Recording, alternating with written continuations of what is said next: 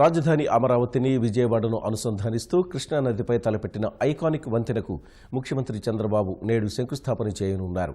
విజయవాడ శివార్లోని ఇబ్రహీంపట్నం నుంచి అమరావతిలోని తాళ్లాయిపాలెం, రాయపూడి మధ్య ప్రాంతం వరకు ఈ వంతెన నిర్మించనున్నారు. బ్రిడ్జి మధ్యలో 170 మీటర్ల ఎత్తైన పైలాన్ను ఏర్పాటు చేయనున్నారు.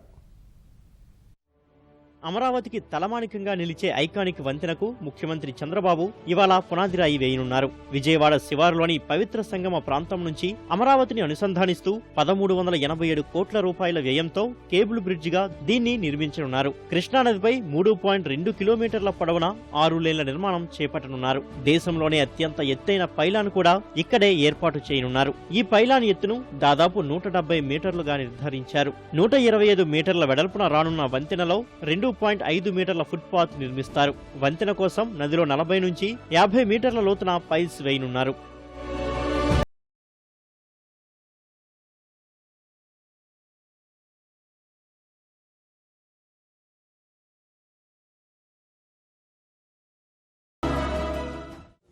మరి దేశంలోనే ప్రముఖ సంస్థ L&T సంస్థ ఈ బాధ్యత చేపట్టింది. చాలా సంతోషం.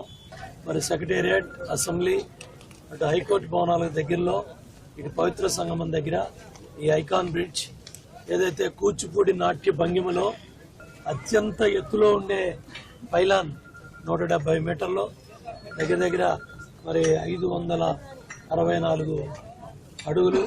ఈ పైలాన్ చూడటానికే దేశం ఇక్కడికి వస్తుంది. 4వ నెంబరు జాతీయ జలమార్గంలో సరకు రవాణాకు వీలుగా ఈ వంతెనను నిర్మించనున్నారు. ఇది పూర్తయితే హైదరాబాద్, జగదల్పూర్కు వెళ్లే మార్గంలో 40 కిలోమీటర్ల దూరం తగ్గిపోతుంది. ప్రయాణికులకు దాదాపు 2 గంటల సమయం ఆదా అవుతుంది. విజయవాడ ట్రాఫిక్ భారం కూడా తగ్గిపోతుందని అధికారులు అంచనా వేస్తున్నారు.